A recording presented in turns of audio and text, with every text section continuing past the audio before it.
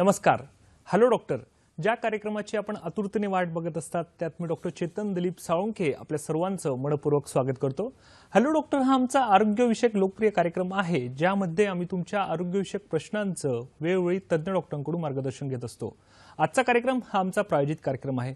प्रेक्षको, मानवी शरीर हे ईश्वराने बनवलेली सर्वश्रेष्ठ अशी देहाकृती आहे व सांध्यांमुळे या देहाकृतीला योग्य अशी आकृती प्राप्त होत असते. परंतु काही वेळा अविश्रांतपणे काम केल्यामुळे या देहाकृतीला काही वेळेस तडा जातो किंवा दुखण्यास सुरुवात होत असते. मग अशा वेळेस वेदनाशामक औषधे घेऊन देखील तसेच काही अत्याधुनिक उपचार पद्धती करून देखील काहीच फायदा होत नाही.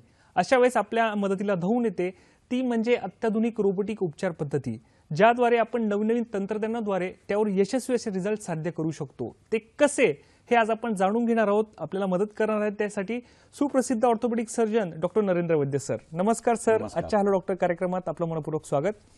डॉक्टर नरेंद्र वैद्य हे महाराष्ट्राला सुपरिचित असं व्यक्तिमत्व आहे.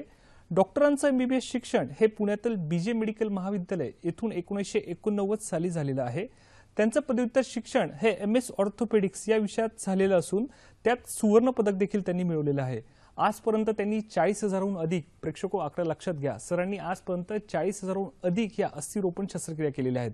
तसेच त्यात 6,000पेक्षा अधिक या सांधे रोपण बदल शस्त्रक्रिया देखील सरांनी केलेल्या आहेत.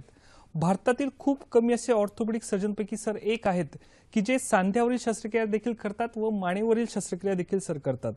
आजपर्यंत अनेक आंतरराष्ट्रीय वैद्यकीय परिषदांमध्ये डॉक्टरांनी आपले शोध निबंध देखील साजरे केलेले आहेत. प्रेक्षको, तसेच लोकमान्य हॉस्पिटल जे पुण्यात निगडी, चिंचवड, मित्रमंडळ चौक, स्वारगेट, कोल्हापूर या ठिकाणी कार्यरत आहेत. त्याचे ते संस्थापक देखील आहेत.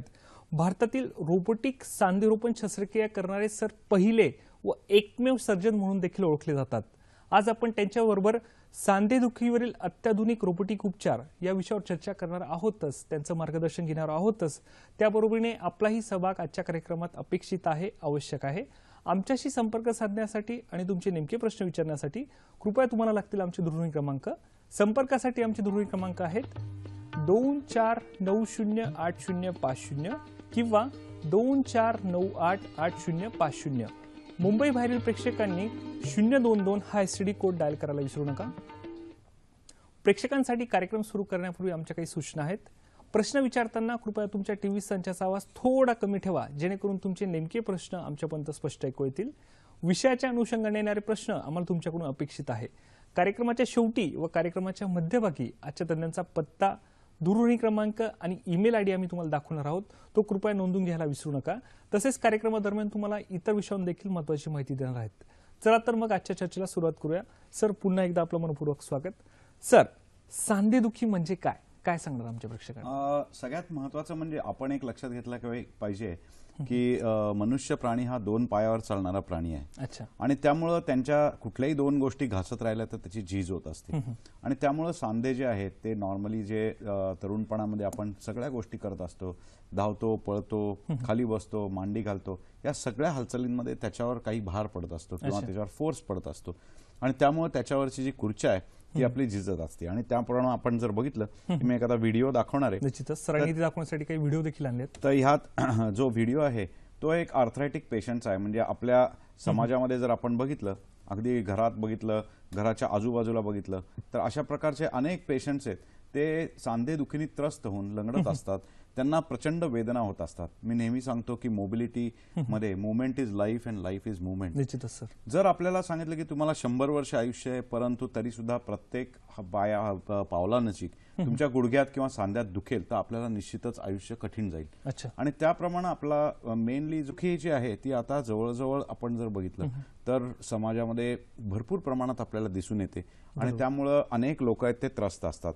आता हे सांधेदुखी होण्याचं कारण काय तर आपण एक या व्हिडिओमध्ये बघूया की आपली जी रचना हाडांची आहे, विशेषतः गुडघ्याची सांधेदुखी जी आहे ती आपल्या देशामध्ये सगळ्यात जास्त आपल्याला दिसून येते. बरोबर. आपण 2 पायावर चालत असतो आणि त्यामध्ये गुडघ्याच्या सांध्यांवर अविरतपणे आपल्याला दाब पडत असतो. गुडघ्याचा सांधा हा बिजागरीसारखा सांधा आहे ज्यामध्ये 3 हाडं असतात. म्हणजे मांडीचं हाड, त्याच्यानंतर नडगीचं हाड किंवा आपल्या पायाचं हाड आणि वाटीचं हाड. आणि त्या तिन्ही हाडांच्या वर ही गुळगुळीत अशी एक खुर्च्या म्हणजे कार्टिलेज तयार होत असतं आणि त्यामुळे आपल्याला कुठल्याही प्रकारे शॉक ॲब्झॉर्बर सारखं हे काम करत असल्यामुळे वेदना या होत नसतात आणि आपण सगळ्या हालचाली आपल्याला कुठल्याही वेदनेशिवाय करत असतो. अच्छा. कालांतराने असं होतं की जर काही कारणं त्यात असतात की त्यामुळे ही हाडाच्या वरची जी खुर्च्या आहे ती खुर्चीची झीज व्हायला लागते, ती खुर्च्या आहे त्याच्यात क्रॅक्स पडायला लागतात आणि त्याची झीज झाल्यामुळं आपल्याला दुखायला लागतं आणि त्यालाच ऑस्टिओ आर्थरायटिस असं म्हणलं जातं किंवा ज्याला आपण संधिवात म्हणतो असं म्हणलं जातं. आणि त्यामुळं जी गुडघेदुखे तसंच खुब्याची किंवा खांद्याची पण झीज होऊ शकते आणि त्यामुळं आपले बहुतेक पेशंट जे आहेत किंवा सिनियर सिटीजन्स आहेत त्यांना यामध्ये आपल्याला प्रॉब्लेम्स दिसू शकतात. बरोबर सर, म्हणजे आपण म्हणू शकतो की हे एक नैसर्गिकरित्या होणारे बदल आहे, पण त्यातून हे दुष्परिणाम देखील बाहेर येत असतात. प्रेक्षको सरांनी सांगितलं की जसं आयुष्यमान वाढत असतं त्याप्रमाणे सांध्यांमध्ये कसे बदल होतात याबद्दल सरांनी माहिती दिली. सर, तुम्ही मागाशीच म्हटलात की समाजात त्याचं मोठं चित्र आहे, तर काय दिसतं सर? त्याचं काही स्टॅटिस्टिकल रेशो आहे का आपल्याकडे? काय सांगता? हो, त्याच्यामध्ये फार लोकांना संधिवाताचा बाधा आजकाल दिसते आणि ह्याच्यात मूळ कारण जे आपली जीवनशैली आहे. आपण आज बघितलं तर फास्ट फूड आहे, बरोबर, व्यायामाचा अभाव आहे, बदललेली लाईफस्टाईल. अगदी बरोबर आहे. शहरांमध्ये आपण बघितलं तर ही आता फास्ट लाईफस्टाईल झालेली आणि त्यामुळं अनेक IT मध्ये काम करणारे लोक आहेत त्यांना सूर्यप्रकाश मिळत नाही, त्यामुळे व्हिटॅमिन D त्यांना मिळत नसतं आणि त्यामुळं काय की हाडही हळूहळू ठिसूळायला लागतात, खुर्च्या झिजायला लागतात. साधारणतः 40 वर्षानंतर जेव्हा रजोनिवृत्ती म्हणतात किंवा मेनोपॉज स्त्रियांमध्ये होतो त्यामध्ये हॉर्मोनचे चेंजेस होतात आणि त्यामुळे पण खुर्च्या मऊ व्हायला लागते आणि झिजायला लागते. म्हणजे आपण स्टॅटिस्टिक्समध्ये बोलायला झालं तर जवळजवळ लोकसंख्येच्या 17% लोकांना सांध्याचे त्रास होत असतो, संधिवात असतो. म्हणजे आपला प्रचंड जो देश आहे त्याच्यामध्ये 125 कोटी लोक आहेत, त्यातले 17% म्हणजे प्रचंड लोकसंख्या खूप झाली सर. आणि त्यातल्या बहुतेक लोकांना 17% लोकांना हा त्रास जाणवणे इतका संधिवात असतो. स्त्रियांमध्ये हे प्रमाण भारतामध्ये अतिशय जास्त दिसतं. म्हणजे जवळजवळ सिनियर सिटीजन स्त्रिया ज्या आहेत त्यात त्यांना 60 ते 65% स्त्रियांना कुठल्या ना कुठल्या प्रकारचा गुडघ्याचा आजार झालेला असतो आणि त्यामुळे त्यांची मोबिलिटी जी आहे ती कमी होती आणि त्याचे फक्त सांध्यावरच नाही बरेच परिणाम होतात की त्यामुळे आपल्याला चालता येत नाही, वजन वाढायला लागतं, त्यांनी सांधे परत खराब व्हायला लागतात, असं ते एक विशेष सायकल होऊन जातं आणि त्यामुळं सांध्यांचा जो झीज आहे त्याचंही प्रमाण परत सिनियर सिटीजन्समध्ये वाढायला लागतं. तरुणपणामध्ये झालेल्या काही इंजुरीज असतात, म्हणजे उदाहरणार्थ त्याच्यात स्पोर्ट्स इंजुरी, ह्याही ट्रीटमेंट न घेतलं नुसतं पेन किलर खात राहिलं तर हा आजार वाढत जातो आणि शेवटी त्याचे टप्पे वाढत जातात. बरोबर सर, तुम्ही जे सायकल म्हटलात की जे वयानुसार होणारे बदल असतात, मग त्याच्यात जे बऱ्याच वेळा आपण बघतो की चिरकालीन झालंय, बरेचदा रुग्ण हे अंगावर काढताना देखील आपल्याला दिसत. अगदी बरोबर आहे. सॉरी, ह्याच्यामध्ये अंगावर काढणं हे जे सांगितलं ते फार बरोबर आहे, कारण बऱ्याच वेळेला आम्ही बघतो की आजारामध्ये टेम्पररी काहीतरी उपचार केले जातात, म्हणजे स्टिरॉइड्स आहेत किंवा पेन किलर औषध आहेत, यांनी आपण थोडंसं पुढे जातो. काही मलम असतात त्या आपण लावून आपल्याला वेदनाशमक जे असतात त्यातून पुढे जातो. पण एक लक्षात घेतलं पाहिजे की कार्टिलेज किंवा खुर्च्या ही परत तयार करता येत नाही, ना ॲलोपॅथिक ना आयुर्वेदिक होमिओपॅथिक अशात अजूनपर्यंत अशी विश्वासू अशी औषधी निर्माण झाली नाही की ज्यामध्ये हे कार्टिलेज तयार होईल, कारण कार्टिलेजला स्वतःचा रक्तपुरवठा नसतो आणि त्यामुळे एकदा झिजून गेलेलं जे कार्टिलेज आहे विशेषतः चौथ्या टप्प्यात जेव्हा ते जातं त्यामध्ये मात्र ते कार्टिलेज तयार होत नाही आणि त्यामुळे आपल्याला काही त्याचे परमनंट उपाय तयार करणं आवश्यक असतं. आणि नुसतं पेन किलर घेत राहणं हे तर शरीराला अत्यंत हानिकारक आहे. म्हणजे त्यांनी किडनीजवर परिणाम होतात, लिव्हरवर परिणाम होतात, औषधांची सवय लागू शकते आणि सगळ्यात महत्त्वाचं म्हणजे त्याच्यात स्टिरॉइडनी वगैरे अजूनच त्याचा घर्षण किंवा जे त्याच्यात झीज आहे ती अतिशय वाढायला लागते. बरोबर.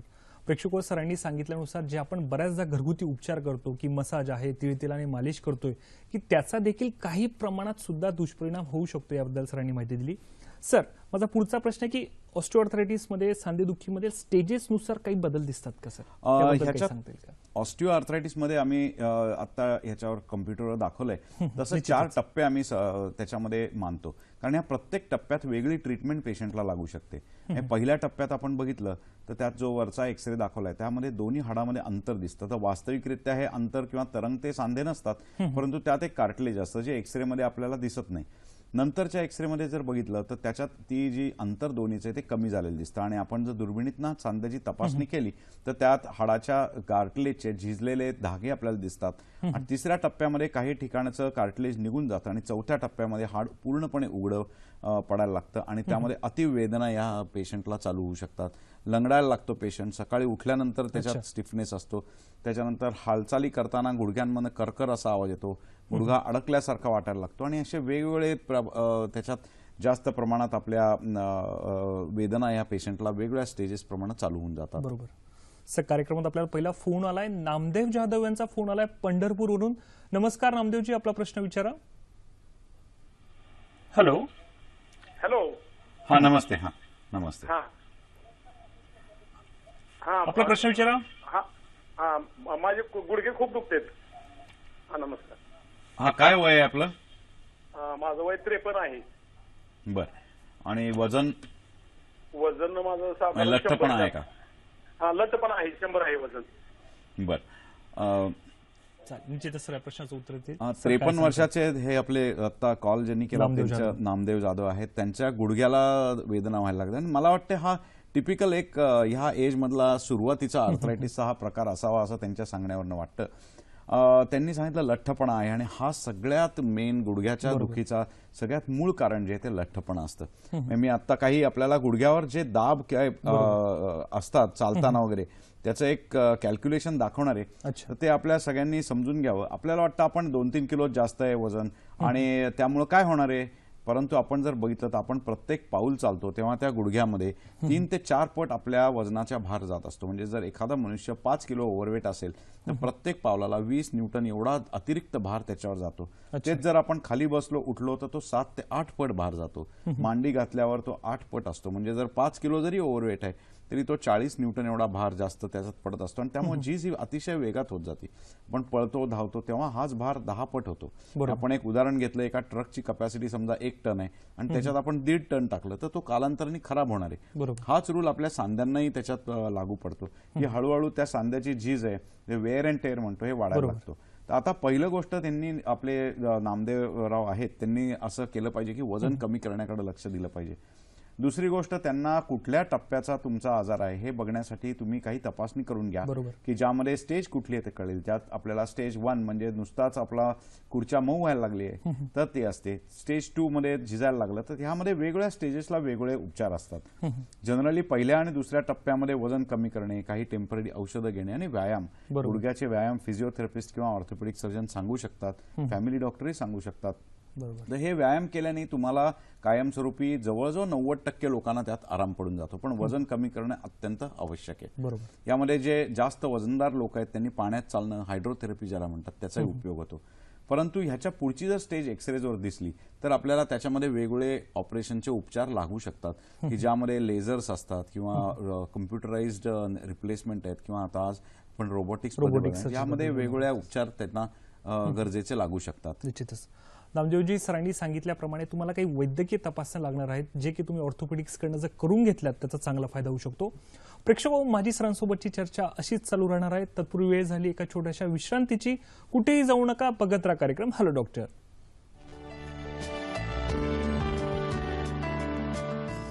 ब्रेक नंतर पुन्हा एकदा आमच्या सर्व प्रेक्षकांचं मनपूर्वक स्वागत आहे. आजचा विषय आहे सांधेदुखीवरील अत्याधुनिक रोबोटिक उपचार. सहभागी आहे डॉक्टर नरेंद्र वैद्य सर. प्रेक्षको, मला माहिती आहे तुम्हाला देखील आजच्या तज्ञांना बरेच प्रश्न विचारायचे असतील. माझी देखील सरांसोबतची चर्चा अशीच चालू राहणार आहे. परंतु तुम्हाला माहिती आहे का, मध किंवा हनी आपल्या मानवी शरीरासाठी किती महत्त्वपूर्ण आहेत. त्यामध्ये असलेल्या कार्बोहायड्रेट्स, विटॅमिन्स तसे मिनरल्समुळे त्याचा चांगला फायदा होऊ शकतो. तसेच त्यात असलेल्या अँटी फंगल, अँटीबॅक्टेरियल व तसेच अँटी इन्फ्लॅमेटरी प्रॉपर्टीजमुळे विविध आजारांना ते मारक देखील ठरत असतं. त्याविषयी मी तुम्हाला अधिक माहिती पुढच्या ब्रेकनंतर देखील देणार आहे.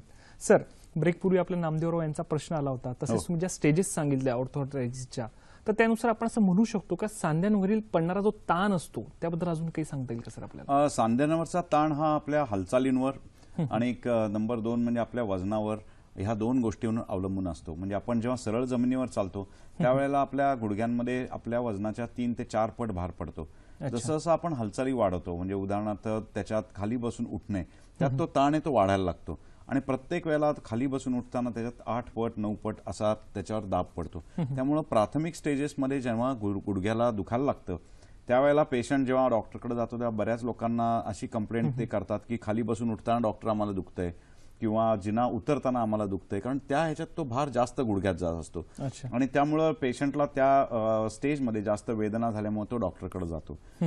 धावणं पळणं ह्याच्यात तर तो अजून शरीराच्या जवळजवळ 10 पट जातो. त्यामुळे मूळ जो आपल्याला आज सगळ्यांना संदेश द्यायचा त्याच्यामध्ये वजन कंट्रोलमध्ये ठेवणं आणि जर विशिष्ट हालचालीमध्ये दुखायला लागलं तर समजावं की आपल्याला गुडघेदुखीची म्हणजे झीज होण्याची सुरुवात झालेली आहे आणि त्याकरता कुठली स्टेज आहे हे आपण त्याचं मार्गदर्शन तज्ज्ञ डॉक्टरांचं घेऊन त्याप्रमाणे मग पुढचं आपल्याला प्लॅनिंग करणं आवश्यक आहे आणि टेम्पररी नुसत्या गोळ्या औषधं घेण्यात त्याच्यात काही पॉईंट नसतो. अच्छा सर, कार्यक्रमात आपल्याला पुढचा फोन आलाय. कृष्णाजी यांचा फोन आलाय हडपसर वरून. नमस्कार कृष्णाजी, आपला प्रश्न विचारा. हॅलो, नमस्कार, आपला प्रश्न विचारा. हा सर, प्रश्न असा आहे, आईचं वय 45 आहे. किती आहे वय? 45 वर्ष वय आहे सर. ट्रीटमेंट सांधेदुखीवर खूप घेतली पण काही गुण येत नाही सर. त्यांना काही सूज वगैरे येते का सांध्यांना?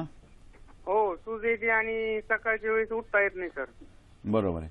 आणि त्याच्यामध्ये रक्ताच्या वगैरे तपासण्या केलेल्या आहेत?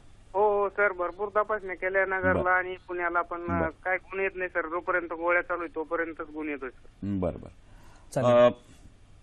आत्ताचे जे कॉलर आहेत ह्याच्यामध्ये मला असं वाटतं की त्यांना रुमॅटॉइड आर्थरायटिस असण्याची शक्यता आहे आणि त्यामध्ये हा एक संधिवाताचा प्रकार असतो. तर रुमॅटॉइड आर्थरायटिस म्हणजे त्यात आपले ऑटो इम्युन डिसीज याला म्हटलं जातं. म्हणजे शरीरातल्या ज्या आपल्या प्रोटेक्टिव्ह पेशी असतात, ज्या संरक्षण करणाऱ्या पेशी आहेत, त्या आपल्या सांध्याला खराब करायला लागतात आणि त्यामुळे पेशंट सकाळी उठल्यानंतर त्याला सूज येणे, त्याच्यानंतर त्याच्यामध्ये आतल्या सांधे ते अखडणे, याचबरोबर ढगाळ हवा आहे, थंड हवा आहे, या वेळेला सांध्यांचा जास्त प्रादुर्भाव होणे असे त्याच्यात लक्षणं दिसतात. त्यात जनरली आम्ही काही तपासण्या करतो. म्हणजे 2 गोष्टी असतात. एक तर कुठल्या प्रकारचा आर्थरायटिस आहे हे बघायला रक्ताची तपासणी केली जाते. त्याच्यामध्ये हिमोग्लोबिन पासून घेऊन ते RA फॅक्टर, ASO टायटर अशा वेगवेगळ्या तपासण्या केल्या जातात. कुठल्या टाईपचा संधिवात हे बघितलं जातं आणि त्यानुसार बहुतेक लोकांनी नुसतं पेन किलर घेण्याचे जे डिसीज मॉड्युलेटिंग किंवा मॉडिफाईंग ड्रग्स असतात ती आपल्याला द्यायला लागतात की ज्यामुळं आजाराचा जो कोर्स आहे तोच बदलून जाऊ शकतो. तर त्या प्रकारची औषधं त्यांना दिली जातात. त्याही पुढे गेलं असलं, झीज असलं तर त्यामध्ये दुर्बिणीतले लेझरचे असे उपचार त्यांना उपयोगी वाटू शकतात किंवा त्याच्याही पुढे गेलं तर त्यांना सांधेरोपण अजिबातच हालता येत नसेल, पूर्ण खुर्च्या खराब झाली असेल तर सांधेरोपण शस्त्रक्रिया लागू शकते. बरोबर. सर, माझा पुढचा प्रश्न आहे की व्ह्युअर्समध्ये बऱ्याच जणांना माहिती की सांधेदुखी काय असते हे तर माहिती, पण सांधेदुखी होऊच नाही त्यासाठी काही प्रिव्हेन्शन आहेत का? त्याबद्दल आमच्या प्रेक्षकांना काय सांगणार? सगळ्यात प्रिव्हेन्शन हाच सगळ्यात चांगला उपचार असतो. Prevention is better than cure म्हणतो तसं. आणि त्याच्यात पहिलं प्रिव्हेन्शन म्हणजे आपली लाईफस्टाईल मॅनेजमेंट. म्हणजे त्यामध्ये आपण पहिलं गोष्ट वजन नीट ठेवणे. आता ते सगळ्यात मगाशी आपण सांगितलं त्याकरता आपल्याला सगळ्यांनाच लक्ष द्यायला पाहिजे. दुसरी गोष्ट म्हणजे नियमित व्यायाम. नियमित व्यायाम आहेत, त्यात गुडघ्याचे काही विशिष्ट व्यायाम असतात, साधे व्यायाम आहेत. त्याच्यामध्ये गुडघ्याची वाटी घट्ट करणे, गुडघ्याची हालचाल करणे, त्यानंतर अजून काही थेराबँड सारखे आहेत. जिममध्ये क्वाड्रिसेप्सचे बेंच प्रेस म्हणतो तशा टाईपचे एक्सरसाइज आहेत. ज्यांना काही ॲब्सोल्युटली दुखणं नाहीये त्यांनी वयाच्या 25-30 वर्षानंतरच ब्रिस्क वॉकिंग, ज्याला आपण 120 पावलं साधारणतः मिनिटाला चाललं आणि तसं 40 मिनिटं चालणं, यांनी वजनही कंट्रोलमध्ये राहतं, गुडघ्यालाही चांगला व्यायाम होतो. स्विमिंग हाही एक चांगला व्यायाम आहे किंवा बायसिकलिंग, सायकल चालवणं, या प्रकारचे विविध व्यायाम आहेत. त्यांनी आपल्याला बहुतेक गुडघेदुखी ही लांब ठेवता येते. आणि प्राथमिक स्टेजमध्ये पण मगाशी सांगितलं तसं स्टेज 1, स्टेज 2 मध्ये हे एक्सरसाइज केले, वजन आपण कंट्रोलमध्ये ठेवलं तर आपल्याला पुढचा जो झीज होण्याचा प्रवास आहे तोही आपला टळू शकतो. त्यामुळं प्रिव्हेन्शनमध्ये ह्या सगळ्यात महत्त्वाच्या गोष्टी आहेत. काही वेळेला सुरुवातीच्या स्टेजेसमध्ये आम्ही लुब्रिकंट इंजेक्शन्स पण देत असतो की ज्यामुळं आपले कार्टिलेज जे त्या कार्टिलेजला म्हणजे खुर्च्याला नरिशमेंट मिळत राहतं किंवा त्याला आतमध्ये नरिशमेंट मिळाल्यामुळे त्याला झीज होण्याची जी शक्यता आहे ती कमी होऊन जाते. आणि ह्या सगळ्या प्रिव्हेंटिव्ह गोष्टी आहेत, त्यांनी आपल्याला आराम मिळू शकतो. आणि जर अगदी दुखाळा फार असेल तर मांडी घालणं, खाली उकिडवं बसणं, ह्या गोष्टी टाळल्या तर गुडघ्यावरचा जो अतिरिक्त भार आहे तो आपण कमी करू शकतो. ह्या 4-5 गोष्टी केल्या तर बहुतेक गुडघेदुखीचा प्रवास आपल्याला रोखता येतो. बरोबर. म्हणजे सर, आपण प्रेक्षकांना असं सांगू शकतो की नवीन वर्ष आहे, बरीच जण नवीन प्रण देखील करत असतात की वजन कमी करूयात, तर त्याच्यात याचा जर सहभाग घेतला तर तुम्हाला त्याचा चांगला फायदा होऊ शकतो. सर, माझा पुढचा प्रश्न आहे की दुर्बिणीद्वारे व लेझरद्वारे केले जाणारे उपचार पद्धती याचं काय महत्व आहे, त्याबद्दल काय सांगणार सर? दुर्बिणीचे आणि लेझरचे उपचार आहेत ही एक प्रचंड मोठा आपल्या पेशंट्सला फायदेशीर अशी आहे. कारण यामध्ये टाके लागत नाहीत. छोटीशी 4 मिलीमीटर व्यासाची दुर्बीण असते. आणि लेझर किरणांनी किंवा त्याच्यात रेडिओ फ्रिक्वेन्सी वेव्हनी सुरुवातीची जी झीज असते त्यामध्ये कार्टिलेज ते स्मूथ केलं जातं. एक प्रेक्षकाने लक्षात ठेवलं पाहिजे की ह्या लेझर्स हे ते नवीन कार्टिलेज म्हणजे खुर्च्या तयार करू शकत नाहीत आणि त्यामुळं चौथ्या टप्प्यात गेला तर लेझरचा उपयोग नसतो. मग सेकंड स्टेजमध्ये, थर्ड स्टेजमध्ये सिलेक्टेड रुग्णांमध्ये आपल्याला त्याचा उपयोग होतो. तसंच लेझर्सचा उपयोग किंवा कॉव्हलेशनचा उपयोग हा काही इंजुरीज असल्या, तरुणपणामध्ये आपण धावतो, पळतो, स्पोर्ट्स खेळतो, त्यावेळेला कार्टिलेज आपलं फाटू शकतं, तर त्या ह्याच्यामध्ये लेझर्सचा उपयोग होतो. तर लेझर्स कसं ऍक्ट करतात ते बघायला मी आपल्याला एक व्हिडिओ दाखवणार आहे. तर ह्यामध्ये लेझर्स करताना हे दुर्बिणी ज्या असतात त्यातनं आपल्याला अशा याच्यात मॉनिटरवर या प्रकारे गुडघ्याचा अंतर जो आतला भाग आहे तो पूर्णपणे एक्सपांड असा दिसतो आणि ह्यामध्ये आपण बघतोय आता ह्यात गुडघ्याच्या वाटीची झीज झालेली आहे आणि खाली लेझरचा कॉब्लेशनचा प्रोब आहे, त्यांनी हे पूर्णपणे स्मूथ करता येतं. म्हणजे खरबरीत दोन गोष्टी कुठल्या घासत राहिल्या तर झीज लवकर होणार आणि त्यामुळं आपण ह्याप्रमाणे स्मूदनिंग केलं, कार्टिलेज जे स्मूथ केलं तर आपल्याला त्याचा चांगला उपयोग होतो. तर हे व्हिडिओ आहे, हा व्हिडिओ आहे, हा मेनिस्कल इंजुरी म्हणजे कार्टिलेज ह्या रुग्णाचं फाटलेलं आहे. आता रिलेटिव्हली तरुण रुग्ण आहे आणि त्यामध्ये स्पोर्ट्समध्ये ही गादी जी गुडघ्याच्या मधली आहे ही फाटून गेलेली आहे आणि त्यामुळं पेशंटला वेगवेगळे त्रास होऊ शकतात. एक तर गुडघे दुखीत होऊ शकते, त्याचप्रमाणे त्याला अडकण्याचा म्हणजे लॉकिंग गुडघ्याचं होऊ शकतं, गुडघ्यातनं आवाज कटकट असे येऊ शकतात आणि त्यामध्ये लेझर्सनी आता आपण बघताय तसा तो जो टेअर होता, पूर्वी कसं होतं टाके घालून ती खुर्च्या किंवा फाटलेली ही काढून टाकायला लागायची आणि त्यामुळे झीज पण वाढायची. तर लेझर्सने आता आपण बघतोय तसं हा पूर्णपणे भाग स्मूथ करता येतो. त्यात काही विशिष्ट कंट्रोल टेम्परेचर वाढवलं जातं आणि त्यामुळे हे खुर्च्या जी फाटायला लागली ही आपल्याला त्यातच रिपेअर करता येते आणि आपल्याला तो गुडघ्याचा भाग आपल्याला वाचवता येतो आणि त्यामुळं लॉंग टर्म मध्ये होणारे जे डिसॅबिलिटीज आहेत, झीज आहे, ह्याच्यावर आपण पूर्णपणे मात करता येतो.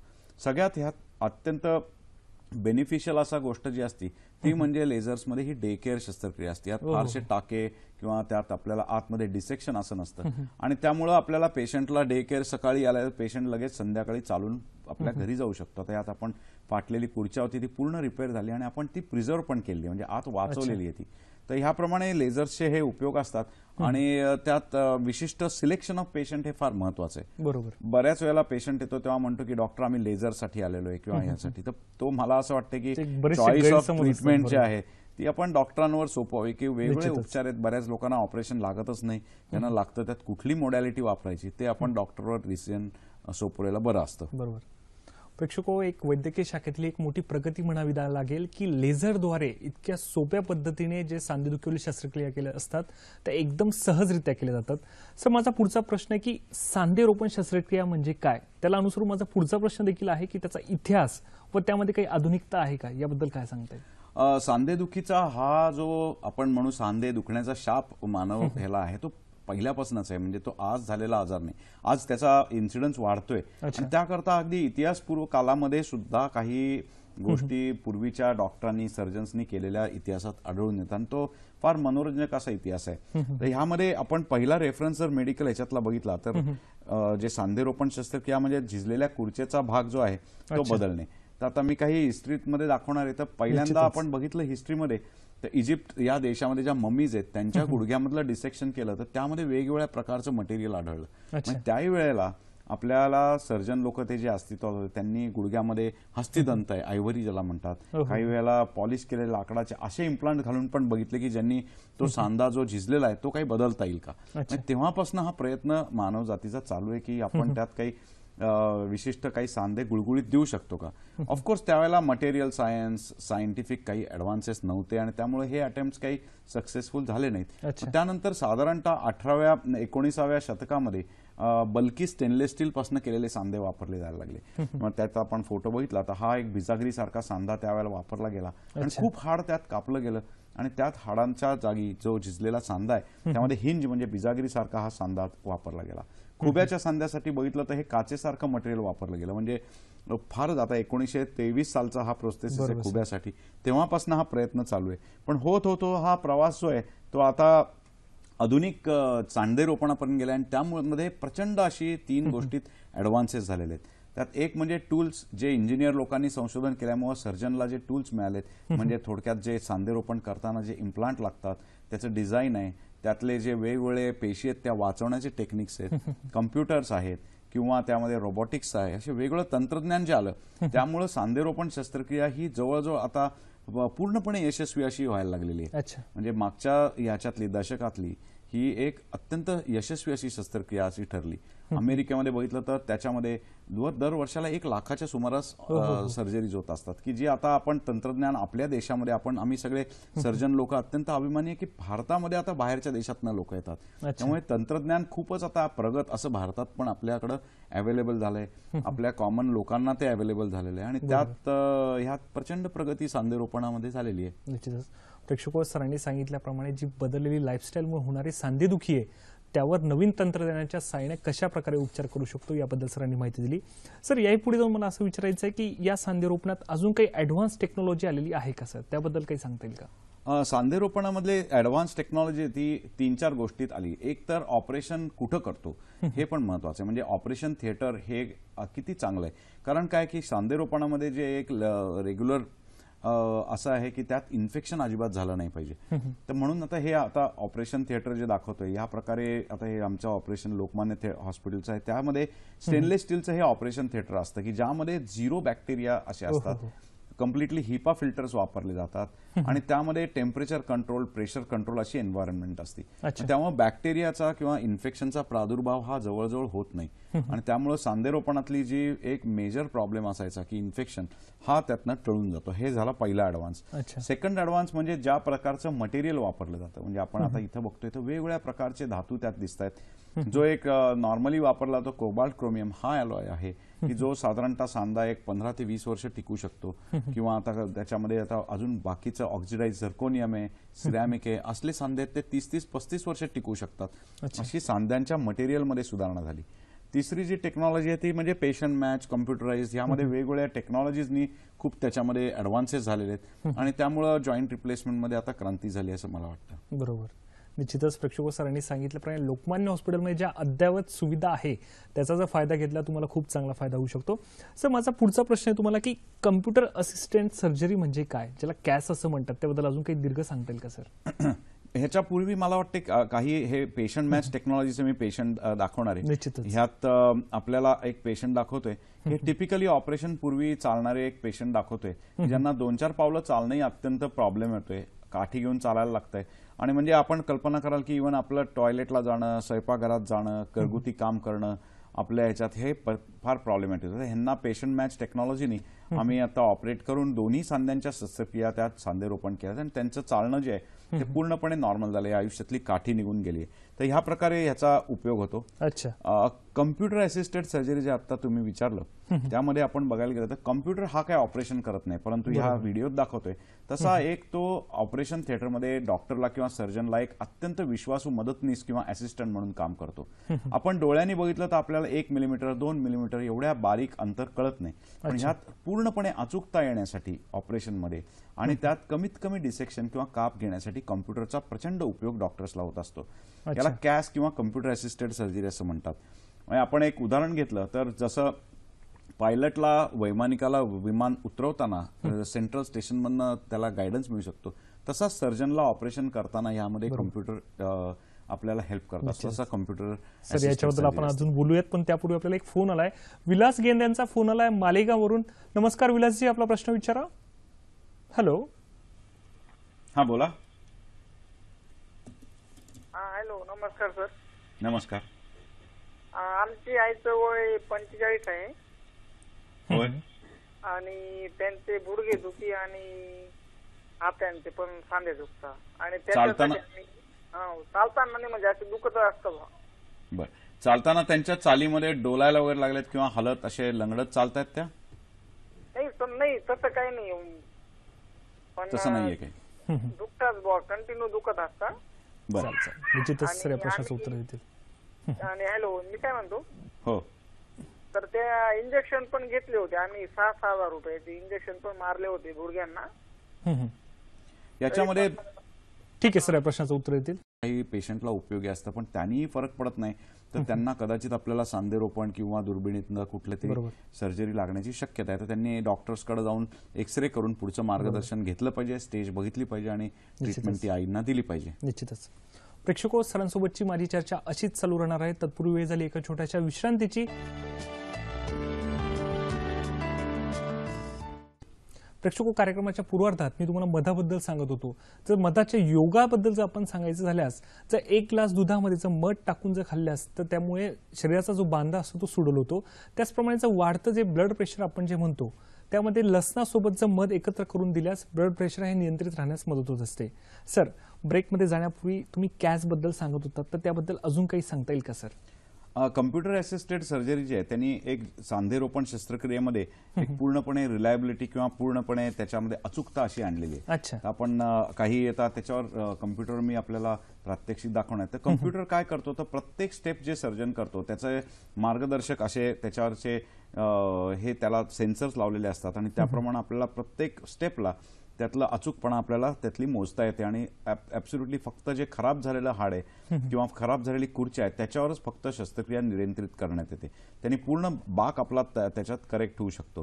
तर ह्यामधलं एक सर्जिकल थिएटरमधलं असं पाहिजे की ह्यात मॉडर्न टेक्नॉलॉजीमध्ये जे मगाशी दाखवलं तसं ऑपरेशन थिएटर्स आहेत, त्याच्यानंतर त्यातले विशिष्ट असे पोशाख आहेत आणि आपण जे बघताय त्यातले यामध्ये जर बघितलं तर पूर्णपणे कम्प्युटर जो आहे यातनं तो आपल्याला अचूकपणा येणं ह्या सगळ्यांमुळे आपल्याला प्रचंड पेशंटला फायदा होऊ शकतो. सगळ्यात महत्त्वाचं म्हणजे कम्प्युटराइज सर्जरीजमुळे आपल्याला त्यामध्ये आतले जे डिसेक्शन आहे तेही आपल्याला लिमिटेड ठेवता येतात आणि पूर्णपणे करेक्शन येतं. तर ह्यात पेशंटला फक्त पायालाच भूल देऊन हे ऑपरेशन केलं जातं आणि दोन्ही पायातला अर्धा तास असंच फक्त शस्त्रक्रिया लागते आणि पेशंटला दोन्ही पायाला एकत्र शस्त्रक्रिया करून पेशंटला लगेचच एक दुसऱ्या दिवशीच आपल्याला चालवता येऊ शकतं आणि पेशंट एक 4-5 दिवसात घरी जाऊ शकतो. तर आपण आता बघतोय तसं पूर्ण हालचाली आहेत त्याच्यात मोजल्या जातात आणि त्यानंतर त्या कम्प्युटरनी आपल्याला आत डॉक्युमेंट केल्या जातात आणि प्रत्येक पेशंटच्या हाडाचा आकार त्याच्यातला तो शेप जो आहे हा नंतर सांधेरोपणामध्ये पूर्णपणे आपल्याला रिक्रिएट करता येतो किंवा परत निर्माण करता येतो. त्यामुळे पायाचे जे बाक आहे तो पूर्ण त्याच्यात सरळ होऊन जातो. तर ह्या प्रकारे कम्प्युटराइज सर्जरी केली जाते. आता हे एक पेशंट आपण बघणार आहे की यांना दोन्ही गुडघ्यांचा त्रास होता आणि एक वजनामुळेच हा झालेला आहे आणि त्यामध्ये बघितलं तर त्यांना लंगडत आधार घेऊन चालायला लागतंय. त्यांचे दोन्ही गुडघ्याचे सांधेरोपण शस्त्रक्रिया आम्ही केले. ऑपरेशन झाल्यानंतर 1 महिन्यानंतरचा साधारण व्हिडिओ आहे. त्यात बघितलं त्यांच्या पूर्ण गुडघ्याचे दुखणं गेलेलं आहे आणि त्या पूर्णपणे कोणावरही अवलंबून न राहता पूर्णपणे वेदना रहित असं चालू शकतात. तर ह्या प्रकारे सांधेरोपण कम्प्युटराइज जे आहे त्यांनी आपल्याला प्रचंड फायदा पेशंट्सला होऊ शकतो. म्हणजे सर आपण असं म्हणू शकतो की स्वप्नपथ यशस्वी उपचार पद्धती ज्याला आपण म्हणता येईल त्याचा इतका सुंदर फायदा होतो. सर माझा पुढचा प्रश्न आहे की एक्सप्रेस टीकेआर शब्द बऱ्याच लोकांनी ऐकला त्याबद्दल अजून काही सांगता येईल का सर? एक्सप्रेस टीकेआर ही ट्रीटमेंटची एक प्रणाली आम्ही विकसित केलेली आहे की ज्यामध्ये कुठलेही लिगामेंट्स न कापता किंवा हाडामध्ये काय असतं की सांधेरोपण शस्त्रक्रियेत बरेच डॉक्टर्स ते रॉड लावतात किंवा लिगामेंट्स जे क्रुशिएट लिगामेंट ते कापले जातात आणि वाटी बदलली जाते. तर त्या सगळ्या गोष्टी ज्या आहेत त्या टाळून आपल्याला फास्ट सर्जरी करून त्याचे रिझल्ट फास्ट देता येतात. त्याकरता ऑर्थो अलाइन ही पद्धती त्यात वापरली जाते. तर आता मी एक्सप्रेस टीकेआरचा एक व्हिडिओ आपल्याला दाखवू इच्छितो की आता आपण बघितलं तर हे एक आयपॉड सारखं इन्स्ट्रुमेंट असतं ऑर्थ अलाइन म्हणून आणि त्या ह्याच्यामध्ये त्याच्यात आपल्याला पूर्णपणे ॲक्युरसी येते. यात वैमानिक जे वापरतात तशीच ॲक्सेलरोमीटर आणि गायरोस्कोप अशी टेक्नॉलॉजी यात वापरली जाते आणि त्यात अचूकपणे आपल्याला सर्जरी फास्ट करून कुठल्याही प्रकारे लिगामेंट्स किंवा हाड न कापता आपल्याला त्या गुडघ्यावर सांधेरोपण शस्त्रक्रिया त्यात करता येते आणि त्यालाच एक्सप्रेस टीकेआर असं म्हणतो कारण पेशंट त्याच दिवशी चालू शकतो आणि पेशंटला एक 2-3 दिवसात घरी पाठवता येऊ शकतो. निश्चितच. सर आपल्या कार्यक्रमात पुढचा फोन आलाय अरुणजी यांचा फोन आलाय नांदेडवरून. नमस्कार अरुणजी, आपला प्रश्न विचारा. माझा प्रश्न असा आहे की माझ्या आईला रुमॅटॉइड आर्थरायटिस आहे मागच्या 20 वर्षापासून. हा नमस्कार सर. हा सलग प्रश्न विचारा. माझा प्रश्न असा आहे सर की माझ्या आईला रुमॅटॉइड आर्थरायटिस आहे. मागच्या 20 वर्षापासून ते मेडिसिन घेत आहेत. बर. त्यांना चालताना एक पाय जो आहे असं बेंड करून चालता येत नाही बघा राईट साईडचा. बर. त्यांना सर्जरीचा काही बेनिफिट होईल का त्यांना?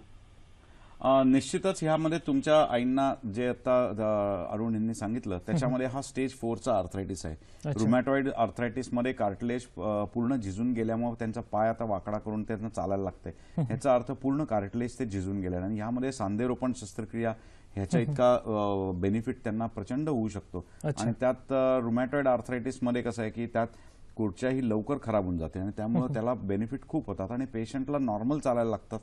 आणि कधी कधी रुमॅटॉइड आर्थरायटिस मध्ये अनेक पेशंट माझे असे आहेत की त्यात फक्त गुडघेच नाही, पण मी 4 किंवा 6 सांध्यांचं पण एकाच पेशंटमध्ये सांधेरोपण केलेलं आहे, की ज्यामध्ये दोन्ही गुडघे आहेत, दोन्ही खुब्याचे सांधे आहेत, काही वेळेला खांद्याचा सांधा, ह्याचंही मल्टिपल जॉईंट रिप्लेसमेंट लागण्याचा एक आजार म्हणजे रुमॅटॉइड आर्थरायटिस. तसं केल्याने सुद्धा म्हणजे स्टेजेसमध्ये आम्ही प्लॅन करतो पेशंटच्या परिस्थितीनुसार, म्हणजे त्यांचं फिटनेस किती आहे हे बघून, एकाच दिवशी करायचे किती सांधे आहेत हे बघून स्टेजेस प्रमाणे त्यांना प्रचंड फायदा होऊ शकतो. आणि पेशंटला पूर्णपणे रुमॅटॉइड आर्थरायटिस हे एक इंडिकेशनच आहे जॉईंट रिप्लेसमेंट सर्जरीसाठी, त्याचा प्रचंड फायदा आपल्याला होऊ शकेल. बरोबर सर. म्हणजे आपण असं म्हणू शकतो की बदललेली जी अत्याधुनिक चिकित्सा पद्धती आहे त्यामुळे रुग्णांना किती चांगला फायदा होऊ शकतो. सर, अरुणजी यांचा फोन येण्यापूर्वी आपण एक्सप्रेस टीकेआर बद्दल बोलत होता, ते अजून काय सांगता येईल सर? एक्सप्रेस टीकेआरचा तेच मगाशी दाखवला तो व्हिडिओ आपण थोडासा परत बघूया. निश्चितच. की त्यामध्ये आपल्याला हा जो आयपॉड सारखा डिव्हाइस आहे ह्यामध्ये अचूकता तर पूर्णपणे येते आणि पेशंटचे लिगामेंट्स वगैरे न कापता आपल्याला उपयोग होतो. म्हणजे आता अरुणनी जे प्रश्न विचारला होता त्यात रुमॅटॉइड आर्थरायटिसमध्ये विशेषतः मल्टिपल सर्जरीज ज्या लागू शकतात पेशंटला, त्यामध्ये ही पद्धती फार उपयोगाची होते. आणि पेशंटला जनरली ह्यात एक अर्धा तास फक्त सर्जरीला एका बाजूला लागतो आणि त्यामुळे दोन्ही गुडघ्यांचे ज्यांना प्रॉब्लेम आहेत ते एकत्रच ऑपरेट करून लगेचच त्यांना त्याच दिवशी किंवा मॅक्सिमम दुसऱ्या दिवशी चालवता येतं. 1-2 दिवसात त्यांना पायऱ्या चढणं उतरणं किंवा टॉयलेटला जाणं हेही करता येतं. यात अनेक सांधे असे आहेत की ज्यात जर पेशंटची मोबिलिटी चांगली असेल तर त्यामध्ये त्यांना मांडी घालणं किंवा ह्याही हालचाली आपल्या करता येतात. आता हा एक पेशंट आपण ह्या पद्धतीने ट्रीटमेंट केलेला बघूया की ज्यामध्ये बघितलं त्यांच्या चालीमध्ये प्रचंड प्रॉब्लेम झालेला आहे. म्हणजे असं चालणं म्हणजे तो एक अपंगत्वाचा फार मोठा म्हणजे भाग होऊ शकतो, आपण त्यात पडू शकतो. तर ह्या पेशंटचं दोन्ही साईडचं आम्ही एक्सप्रेस टीकेआर केलंय आणि यामध्ये आता ऑपरेशन नंतरचं आपण त्याची चाल बघितली तर त्यात पूर्णपणे त्यांचं लंगडणं गेलेलं आहे आणि त्यात म्हणजे इतकं पेशंट नॉर्मल चालायला लागतात, ऑपरेशन झालंय का नाही हेही त्यांना कळत नाही. म्हणजे जवळजवळ त्यांच्या आयुष्यातली 15-20 वर्ष त्यांना परत मिळाल्यासारखे होतात. आणि पहिला कार्यक्रमाच्या सुरुवातीला सांगितलं तसं moment is life and life is movement. म्हणजे असं लंगडत वेदना सहन करत पेन किलर घेत राहत करण्यापेक्षा आपण एकदाच कधीतरी डिसिजन घेऊन त्याच्या एक कायमस्वरूपी उपाय करणं हे फार महत्वाचं असतं. प्रेक्षको, इथे एक अभिमानाने सांगण्यासारखी गोष्ट आहे की एक्सप्रेस टीकेआर मधला जो शोध लावलाय त्याचं कॉपीराईट हे डॉक्टर नरेंद्र वैद्य सरांच्या नावाने आहे. सर, आपल्याला कार्यक्रमात पुढचा फोन आलाय, रवीजी यांचा फोन आलाय साताऱ्यावरून. नमस्कार रवी, आपला प्रश्न विचारा. हॅलो. हा रवी, येस बोला. हॅलो. हा सर, माझं एसीएमचं ऑपरेशन झालंय. बर. तर सर ऑपरेशन होऊन आता एक महिना 20 दिवस झाले. बर.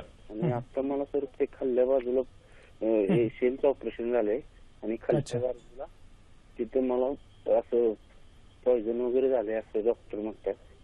तिथला भाग कापून काढलाय त्यांनी.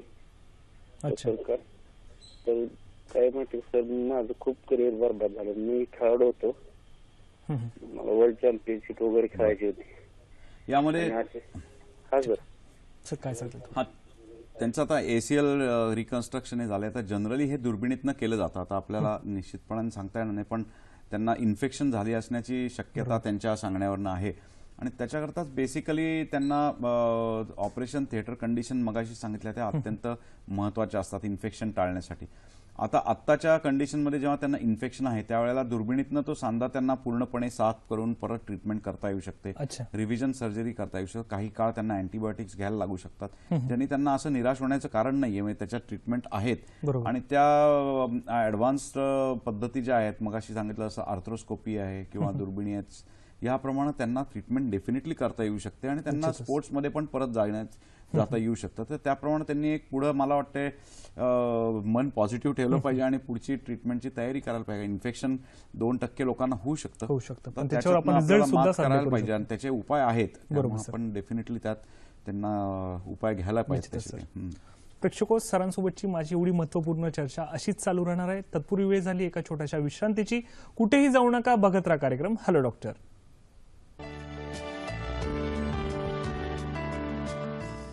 ब्रेक नंतर पुन्हा एकदा आमच्या सर्व प्रेक्षकांचं मनपूर्वक स्वागत आहे.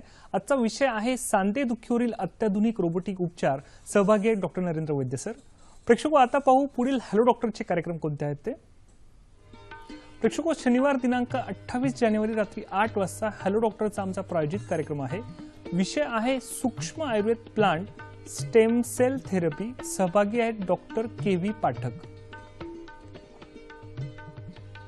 तसेच रविवार दिनांक 29 जानेवारी रात्री 8 वाजता हा देखील आमचा हॅलो डॉक्टरचा प्रायोजित कार्यक्रम आहे. विषय आहे IVF विज्ञान एक चमत्कार भाग 1. सहभागी आहेत डॉक्टर संदीप साणे. प्रेक्षको, आजच्या विषयासंबंधी जर आपले काही प्रश्न असल्यास आपण ईमेलद्वारे देखील आम्हाला संपर्क साधू शकतात. सर, माझा पुढचा प्रश्न आहे की रोबोटिक सर्जरीज त्यामधले जे ॲडव्हान्स आले त्याबद्दल अधिक काय सांगतील आमच्या प्रेक्षकांना? रोबोटिक सर्जरी हा एक आता प्रचंड मोठा असा ॲडव्हान्स आपल्याला आलेला आहे. म्हणजे आता भारतात प्रथमच आम्ही तो लॉन्च केलेला आहे. तर ह्यामध्ये आपण जर बघितलं तर रोबोटिक म्हणजे रोबो असा कुठला आपल्या सिनेमात वगैरे बघतो तसा काही ऑपरेशन करत नसतो. म्हणजे रोबोटिक ही एक रोबोटिक आर्म हा एक सर्जनच्या हातातलं एक इक्विपमेंट असतं की जे कम्प्युटरला कनेक्टेड असतं. आपण जर बघितलं तर प्रत्येक माणसाचा गुडघा जो आहे तो वेगळा आहे, त्याचा आकार वेगळा आहे, त्याचा शेप वेगळा आहे. तर त्यामुळे आपण जे बघतोय तसा रोबोटिक आर्म जो असतो तो ऑपरेशनमध्ये सर्जनला हेल्प करतो. प्रत्येक गुडघ्याचं जे माप आहे ते वेगळं असतं आणि त्या ह्याच्यामध्ये आपल्याला या रोबोटिक सर्जरीमध्ये पूर्णपणे नॉर्मल जॉईंट जो आहे तो वाचवता येतो. म्हणजे त्यात आपल्याला सांधे रोपणमध्ये, जॉईंट रिप्लेसमेंटमध्ये जसं लिगॅमेंट कापायला लागतात, वाटी बदलायला लागती, कुडच्या काढायला लागती, तसं काही न करता जसं डेंटिस्ट लोक आहेत ते एखाद्या बरनी फक्त खराब कार्टिलेज आहे ते काढलं जातं. आणि त्यामुळे सगळ्यात महत्वाचा ऍडव्हान्टेज म्हणजे हाडच कापलं जात नाही, त्यात लिगॅमेंट कापले जात नाही, कुठलाही नॉर्मल भाग कापला न गेल्यामुळे पेशंटला ही डे केअर सारखी शस्त्रक्रिया होती. म्हणजे पेशंट सकाळी येऊन लगेचच संध्याकाळी घरी जाऊ शकतो. आणि हा एक प्रचंड ऍडव्हान्स मेडिसिन मधला झालेला आहे. आणि फक्त खराब झालेला जो भाग आहे खुर्चीचा तोच यातनं आपल्याला चेंज केला जातो. तर यात मी एक अॅनिमेशन दाखवणार आहे रोबोटिक सर्जरीचं व्हिडिओवर, ते आपण आता बघूया. यामध्ये रोबोटिक सर्जरीमध्ये यात आपण बघितलं असं फक्त प्रत्येक पेशंटचा आहे त्यात हा कम्प्युटर आहे आणि त्यामध्ये रोबोटिक आर्म असतो की ज्यामध्ये पूर्णपणे जो खराब भाग आहे हा त्याच्यात मार्क केला जातो किंवा ह्याला मॅपिंग असं म्हटलं जातं. आता आपल्या सगळ्यांचे सांधे वेगवेगळ्या मापाचे आहेत त्यामुळे त्याला सगळ्या ह्याच्यामध्ये त्याला ट्रीटमेंट पण वेगवेगळी लागणार आहे. तर तसं मॅपिंग प्रत्येकाचं करून त्याला जे डिफॉर्मिटी किंवा बाक आलाय तो करेक्ट केला जातो. आणि त्यानंतर आपल्याला डॅमेज पोर्शन जो आहे त्या ठिकाणी फक्त जसं मगाशी सांगितलं असं डेंटिस्ट लोक ड्रिल वापरतात तसं ह्यात बर असतं की त्यांनी फक्त तो खराब भाग आहे तो बर केला जातो किंवा ड्रिल केला जातो. आणि त्यामुळं हाडात त्यात कुठलंही काप न घेतल्यामुळं पेशंटला वेदना या होत नसतात, अँटीबायोटिक घेत राहायला लागत नाही, क्लिष्ट अशी फिजिओथेरपी त्यात लागत नाही, पेशंटला रक्तस्राव यात बिलकुल नसतो आणि फक्त डॅमेज पोर्शन यात दिसतंय तसं कोरीव काम त्यात केलं जातं. आणि हाड न कापता त्याच्यामध्ये फक्त डॅमेज पोर्शन जो आहे तोच त्याच्यामध्ये गादी ती लावली जाते. ह्यात हे अत्यंत अत्याधुनिक असं तंत्रज्ञान आहे. आपण बघितलं त्यात सेन्सर्स लावलेले आहेत, मॅपिंगची व्यवस्था आहे, नॉर्मल कार्टिलेज जे आहे ते प्रिझर्व करण्याचे आणि ह्याप्रमाणे ते आपल्याला त्याच्यातली कॅप लावली जाते. तर हा रोबोटिक हा लेटेस्ट उपचार आहे आणि ह्याच्यामध्ये आपण बघितलं तर पेशंटला प्रचंड फायदा होत असतो. काही पेशंट्स यांनी केलेले बघू आपण की यामध्ये या पेशंट आलेले होते की ज्यांना चालताना अति वेदना होत आहेत आणि चालण्यातला त्यांचा डोलत चालतायत, हे कधीही पडू शकतात. यांचं ऑपरेशन केल्यानंतर आपण जर बघितलं त्यांच्या चालीमध्ये पूर्णपणे नॉर्मल अशा ते चाललेले आहेत आणि वेदना निघून गेलेल्या आहेत. असंच काही डिफॉर्म पेशंट ह्यांना आतापर्यंत दाखवलेल्या ज्या विविध टेक्नॉलॉजी आहेत त्यामध्येही आपल्याला फायदा होऊ शकतो. आणि आमच्या संस्थेमध्ये असे म्हणजे जे बिलो पॉवर्टी लाईन किंवा ह्याकरताही विशिष्ट स्कीम केल्या. त्यामुळे प्रत्येकाने असं समजू नये की ह्या टेक्नॉलॉजी ज्या काही फक्त विशिष्ट श्रीमंत वर्गासाठीच आहेत, सगळ्यांनाच यामध्ये केले जातात उपचार. आणि ह्यात आपण हे पेशंट बघितलं तर पूर्ण पाय त्यांचे सरळ होऊन त्यांना पूर्ण चालता यायला लागले आणि ह्याच्यातलं त्यांच्या चेहऱ्यावरचं हास्य सगळं सांगून जातं की पूर्णपणे त्यांचं दुखणं गेलेलं आहे. तर असे अनेक पेशंट्स आहेत की ज्यांना त्याचा फायदा होतो. हा एक आपण पेशंट बघूया की ज्यांना आता गुडघ्याच्या ह्याच्यामध्ये प्रचंड प्रॉब्लेम आहे, गुडघा ढिला झालेला आहे आणि तो सबलक्सेट होऊन कधीही पडू शकतात. हे 2 काठ्या घेऊन चालायला लागतंय. त्यांना हे कम्प्युटराइज रोबोटिक अशा प्रकारचे उपचार केल्यानंतर त्यांचं चालणं आहे ते पूर्णपणे नॉर्मल चालू झालेलं आहे. तर ह्या प्रकारे पेशंटचे दैनंदिन व्यवहार आहेत ते सगळे करू शकतात.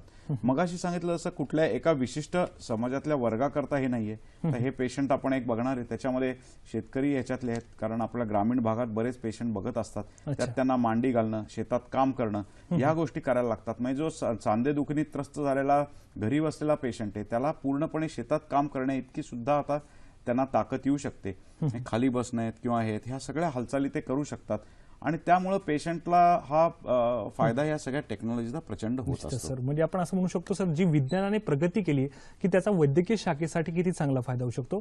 प्रेक्षको, माझी सरांसोबतची चर्चा अशीच चालू राहणार आहे. तत्पूर्वी आता वेळ झाली आजच्या आरोग्य सल्ल्याची. बघूयात आजचा आरोग्य सल्ला काय ते. आजचा आरोग्य सल्ला आहे, हाडांसंबंधी कुठलेही दुखणे असल्यास त्यावर कुठलाही घरगुती उपचार न करता अस्थिरोग तज्ञाचा सल्ला घ्यावा.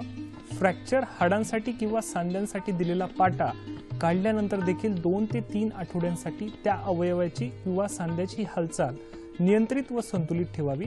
नियमित प्राणायाम, योगासने, चालणे, पोहणे यांमुळे आरोग्य चांगले राहते. प्रेक्षको, आता पाहू आजच्या कार्यक्रमाचं पुनःप्रक्षेपण कधी आहे ते. आजच्या कार्यक्रमाचं पुनःप्रक्षेपण हे मंगळवार दिनांक 7 फेब्रुवारी सकाळी 9 वाजता आहे. विषय आहे सांधेदुखीवरील अत्याधुनिक रोबोटिक उपचार. प्रेक्षको, आजचा कार्यक्रम तुम्हाला कसा वाटला हे देखील आम्हाला जाणून घ्यायची इच्छा आहे. तसेच ज्या डॉक्टरांना आमच्या हॅलो डॉक्टर कार्यक्रमात प्रायोजित कार्यक्रम करायचा असल्यास कृपया त्यांनी आमचा पत्ता नोंदवून घ्यावा. संपर्कासाठी आमचा पत्ता आहे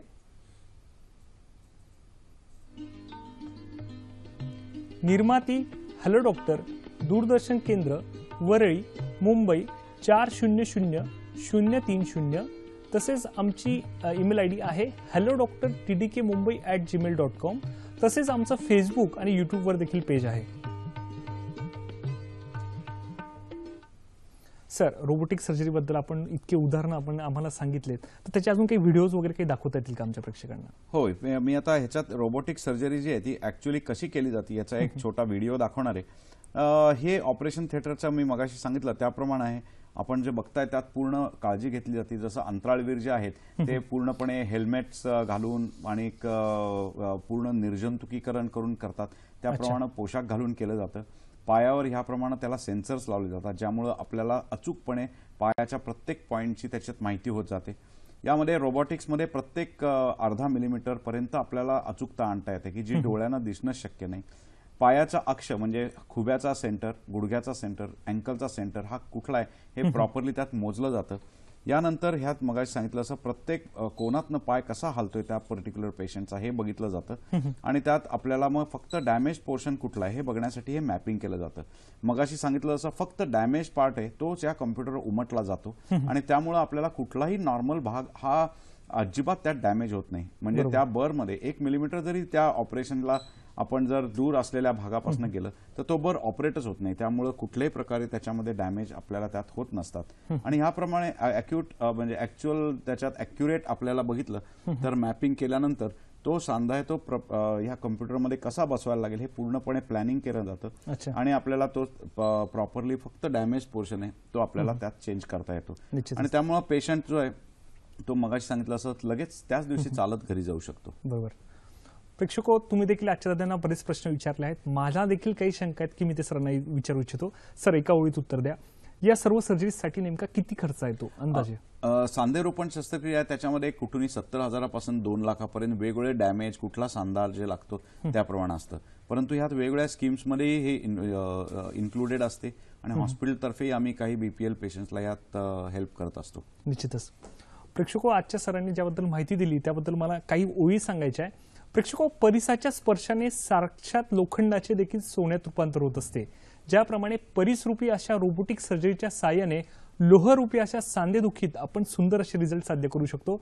सर, आज आपण इथे आलात व आमच्या प्रेक्षकांना सांधेदुखीवरील अत्याधुनिक रोबोटिक उपचार याविषयी इतकी महत्त्वपूर्ण माहिती दिली त्याबद्दल सह्याद्री वाहिनीतर्फे व माझ्या हॅलो डॉक्टरच्या संपूर्ण टीमतर्फे मी आपलं मनपूर्वक आभार व्यक्त करतो. धन्यवाद.